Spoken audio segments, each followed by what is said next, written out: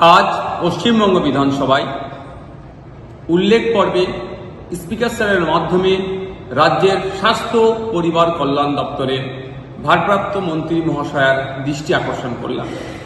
Community health অফিসারদের বেতন বৃদ্ধি এবং যে সমস্ত কমিউনিটি হেলথ অফিসার এখনো অস্থায়ী রূপে কাজ করছেন তাদেরকে স্থায়ীকরণের আবেদন করলাম। আমরা জানি আমাদের রাজ্যে এই মুহূর্তে 13,619 জন কমিউনিটি হেলথ অফিসার হিসাবে কাজ করছে, যার মধ্যে 3,577 জন এখনো অস্থায়ী রূপে কাজ করছেন। অস্থায়ী রূপে যারা কাজ করছেন তাদের স্থায়ীকরণের সাথে সাথে তাদের যারা স্থায়ী ভাবে কাজ করছেন তাদের বেতন কাঠামো কেন্দ্রীয় সমহারে নয়।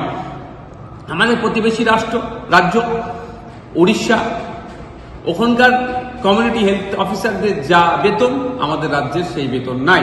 তেলেঙ্গানা, বিহার এমন অনেক রাজ্য আছে কেন্দ্রীয় সমহারে তারা বেতন দিলেও আমাদের রাজ্যে তারা পাচ্ছে না।